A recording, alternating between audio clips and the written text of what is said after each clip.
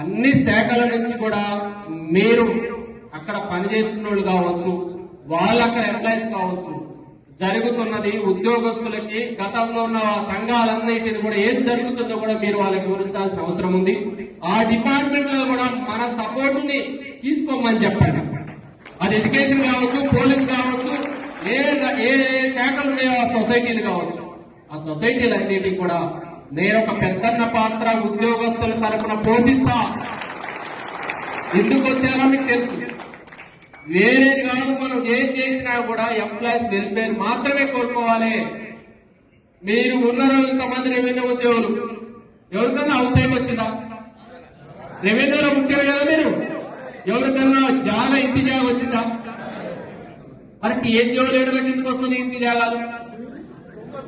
టీఎన్జిఓలు ఎందుకు వస్తున్న వాళ్ళకి రెవెన్యూలా లే, మొత్తం వాళ్ళ చేసుకొని గచ్చిపోలేల భూముల స్కామ్లు, ఊర్లలో ఇంటి కమ్మల భూముల స్కామ్లు, ఇవన్నీ హౌసింగ్ స్కామ్లే.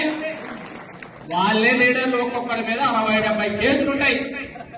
గదులు పెట్టుకొని తిరుగుతారు నాయకులు, లీడర్లు. ఒక నాయకుడికి కనబట్టుకొని తిరిగితే వాడేం నాయకుడు బాబు, వాడు ఉద్యోగ నాయకుడు అయితే. అరే నా ఏం చేస్తున్నారు వీళ్ళు? వాళ్ళు మళ్ళా మన గురించి మాట్లాడుతున్నారు. అరే ఏం లేదా వాళ్ళ వెనకాల ఎవడున్నాడే అంటాడు. ఎవడుండాలి? ఒక్క వ్యక్తి, ఈ రోజు ఒక్క వ్యక్తి మొత్తం వ్యవస్థ మార్చగలరు.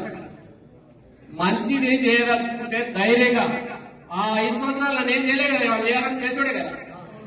మరి ఏముంటది? మంచితనంతో ఎంప్లాయీస్ వెల్ఫేర్ కోరుకోవాలా. ప్రతి ఒక్కరికి ఇంటి జాగా రావాలి ఎంప్లాయీకి. ఈ రోజు కొనుక్కోలేస్తారా మీరు కొనుక్కోలేస్తారా? ఎవరన్నా ఎట్లుంది పరిస్థితి, ఎట్లుంది ల్యాండ్ ఎట్లా పెరిగిపోయింది చెప్పండి. మీరు చూసిగా ప్రతి ఊర్లో గ్రామాలలో ఆ రోజుల్లో రెవెన్యూలో ఎట్లా ల్యాండ్ ఎంత కాస్ట్ ఉంది, ఈ రోజు ఎంత కాస్ట్ ఉందో తెలిసిన. గత 10 సంవత్సరాలు చేసిన గొప్ప ఏంటంటే తెలుసా? భూముల వాల్యూ.